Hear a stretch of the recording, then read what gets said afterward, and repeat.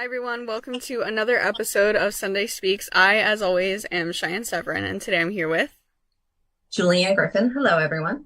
So before we get into the nitty gritty of everything, would you like to just tell me a bit about yourself, Jules? Sure. My name is Julianne Griffin. I'm a recovery mentor, and I also founded Blank Space Recovery and Swift Steps. And I'm in recovery myself from opiates and benzodiazepines. Would you like to talk a little bit about your story, how you fell into addiction? Sure. So my childhood, there was a lot of addiction around, and a lot of the things that you typically hear from people who end up in addiction and in recovery. Very typical childhood. So I really stayed away from drugs as much as possible.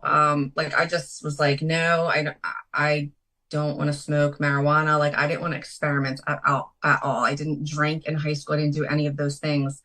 And then I was prescribed opiates in a doctor's office at 27 years old. And to me, at that time, I still believed that addiction was a choice and a moral failing. And I thought that addicts were weak and, a lot of those stereotypical things that you hear. And so I thought because I was getting a prescription in a doctor's office, it was okay and it was different. And I started to take those medications and I liked them like right away. I knew I liked them. And I thought, oh boy, this is a problem. But again, I thought, okay, well, when it's time to come off of them, I'll just wean myself off. Like, no biggie. I'm not like an addict. I'm not weak. That's not me.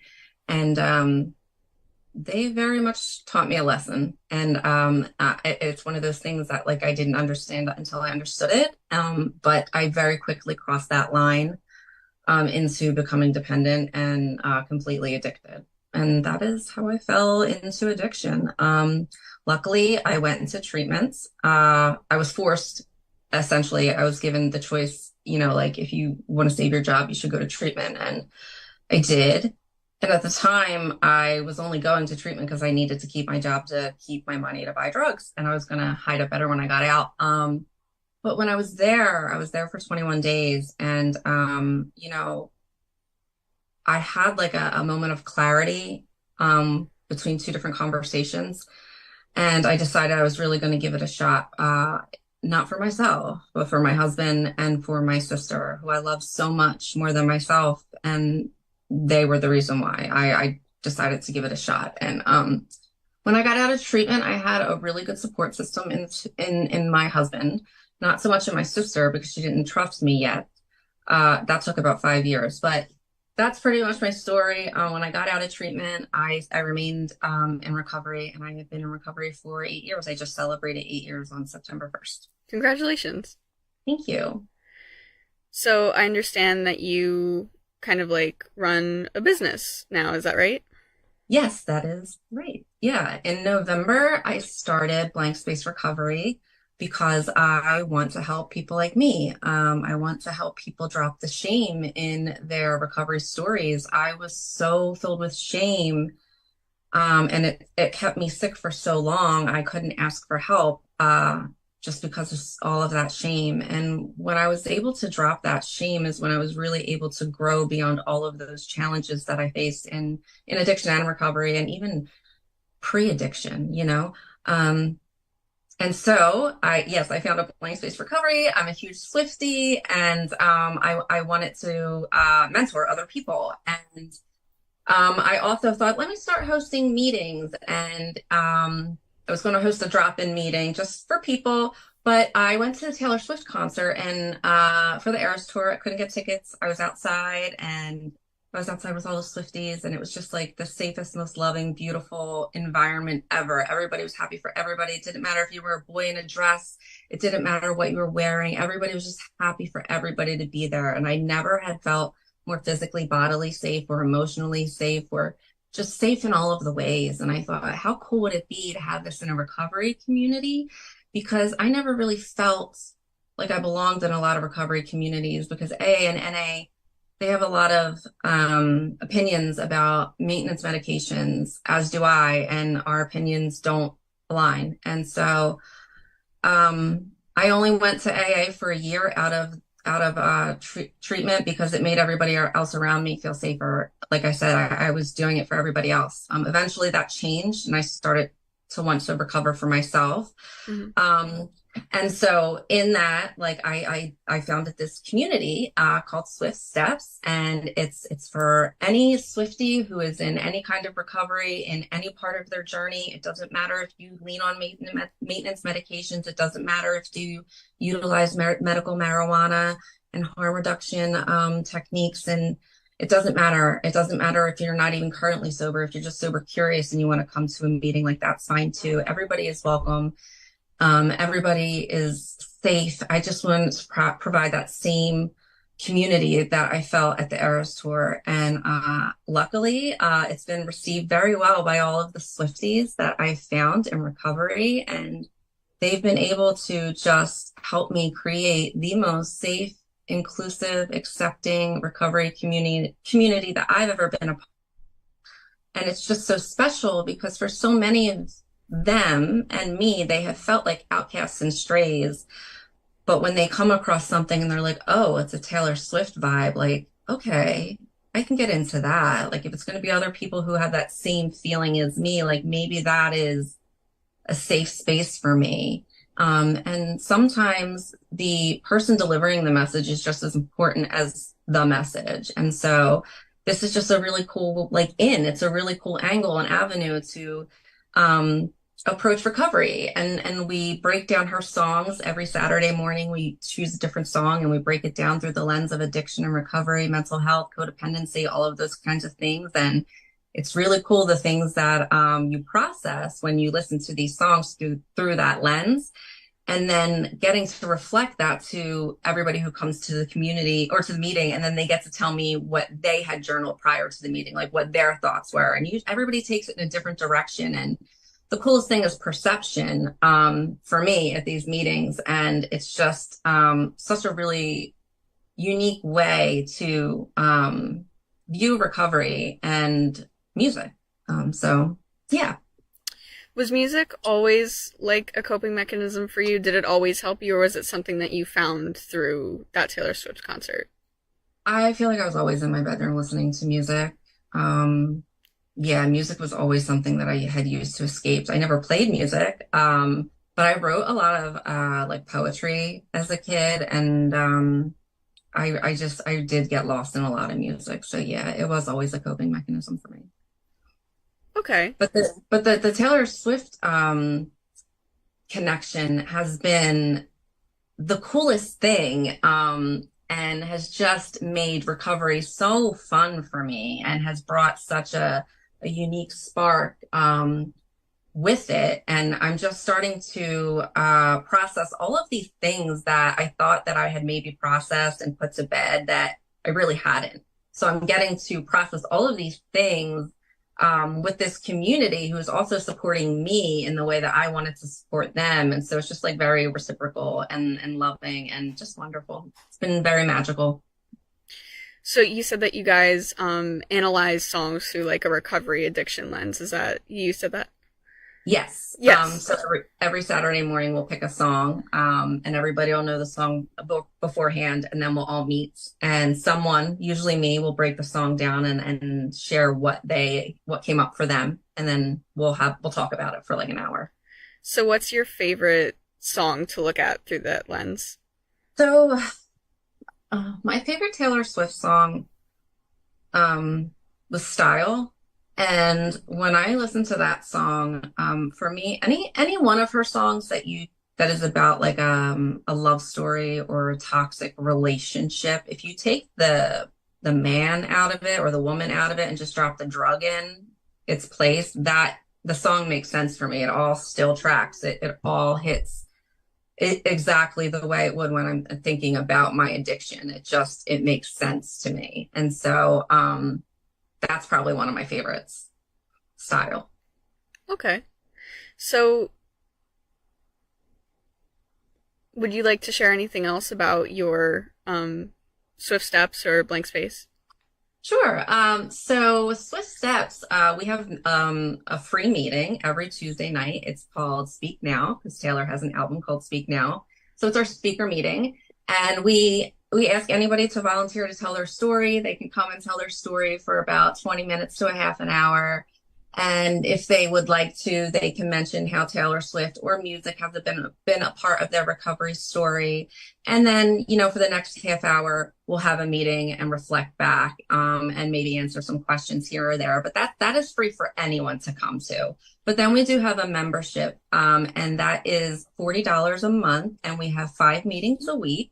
And there are meetings on holidays, and we also have special craft nights that we just started once a month, and that funds the Swiftie Scholarship Fund. So if any of our members fall on hard times and they can't afford to come to meetings, that's, something in place that they've already paid into as well, perhaps, that they might feel a little bit better leaning on. And then we also have a journal workshop where we take Taylor's songs, and for 13 weeks, because that's Taylor's favorite number, we work through some of her songs, and we go through your recovery addiction story from beginning to end. And we try to really just drop the shame in your story. And by the end of the course, we hope to really kind of cut yourself a break and show yourself some kindness and see the things that you've survived. And like I said, drop the shame. Music has been a really great way for me to do that, and for a lot of our members to do that. And so that's something I just really wanted to share and promote today. And we are also going to be adding a fitness class pretty soon, and that is going to be free. And I have the information for that right here. I just want to get the blurb to make sure I have it right. But it's going to be with our own member, Laura Rankin. And she is, oh my goodness, I'm so sorry, I can't find it. It's okay, take your time. No, I think it's in my phone. Mm-hmm. But she's going to be holding fitness classes because, endorphins are really important, and just, paying attention to your mental health that way is really important. Okay, I'm so sorry. Here it is. It's with our very own Lauren Rankin. She is an NASM certified personal trainer. That's the part I didn't want to get wrong. And stretching and flexibility coach. And these classes are going to be open to all fitness levels. So it's a really great way to support both your physical and mental health during recovery. And so I just wanted to mention that and say, stay tuned for more details. So we're going to be rolling that out very, very shortly. Okay. What's your favorite part about this community that you founded? Oh, I think my favorite part is that, there's so many different things. One of my favorite things, because I don't know if it's my favorite, but one of my favorite things is that I also get to be human in this group. And I could cry right now because so many of us want to be perfect. And we work so hard to, we're such people pleasers, and we're so codependent that we just want to make everybody else happy. We don't ever want to do anything wrong. And when I make mistakes, they are so kind about it. And it's really nice that I get to be human too. And they remember I'm also somebody living every day with addiction and mental health challenges. And they just remember those things. And it's just really nice that the compassion goes both ways. And I really also enjoy really watching people learn to love themselves and to really appreciate the really cool things that they've been able to do, and to really recognize the things that they've been able to survive. That's been really amazing, because our members are just the most incredible people. And I've watched them have no idea that that's even close to the truth. And then them have these realizations that, like, oh, okay, maybe I am kind of a good person. And then to watch them build on that, that's been really special. So how do you think you've grown as a person since you've either been in recovery or since you've had the Swift Steps community? Okay. Well, I've definitely grown in the way of being able to put myself on camera and record myself and talk and not like have to filter it. And like right now my shirt is wrinkled. But like before, I would want every single picture to be filtered. I would have to review everything. And I'm just so much less critical on myself, or towards myself, because the community has shown me such compassion that I've been able to be more compassionate with myself. So I've definitely grown in that way. And then since the Swift Steps community, I've grown in also as a facilitator of meetings. I remember like the first meeting until now, like the changes, like just like the, oh my God, I'm sweating so much during the first meeting, or I messed up these words, or like every time a meeting would end, like from the end of that meeting until the beginning of the next meeting, I would be just like ripping apart anything and everything that I said, and just really just not being as critical on myself in the way that I was physically with myself and putting myself on camera, but now like with my words. And when you're talking so much more, you're going to be so much more critical of yourself, and there's so much more of an opportunity to mess up and screw up. And that is such a fear of mine. So just learning to be less critical with myself, and to let go of that fear a little bit, and to just like lean into who I am, and just know that like the people that are meant to find me, and vibe with me will, and the other people will just kind of like hopefully just scroll, and that'll be that. So I just really trying to accept who I am and let go of that stuff. That's been a journey, and there's been growth in that since Swift Steps started. So obviously music and Taylor Swift has been like a huge part of your journey, but is there anything else that has like helped you while you've gone along? Yeah, I consumed everything and anything I could that had to do with recovery stories, whether it was podcasts. I listened to every single episode of Armchair Expert with Dak Shepard because I just love how open and honest he is about his addiction story. So anything like that, any books, Refuge Recovery was a huge one for me. Like I said, I did not have a recovery community. And while I went to AA, I went to one meeting a week because it was the only meeting that I felt comfortable in. And the rest of the time, I really leaned on the Refuge Recovery book and the ideologies in that, because it didn't require me to believe in anything. It just required me to do the work and trust the process. And I could do that. I don't believe in a higher power. And so that was really hard for me. So a fun thing that we say at Swift Steps is karma is our higher power. Like we don't require you to believe in anything either. Like that was really important for me as well. So that's another thing to mention with Swift Steps. But Refuge Recovery was a huge thing for me. But that was hard. It was hard to find meetings for that. They weren't really, there were no local meetings, and they weren't really doing any online at the time. And COVID changed everything. And so now there's meetings for everything all over the place online, and that is how we do Swift Steps too. It's all virtual. So bring your cardigans, bring your cats. It's all in your living room, your bedroom, wherever you want to do it. It's your choice. So we're almost out of time today already. Do you have anything that you'd like to close us off on? I just want to thank you for having me on. I really appreciate it. Thank you. Have a nice day. You too. It was so nice to meet you. Nice to meet you. Bye-bye.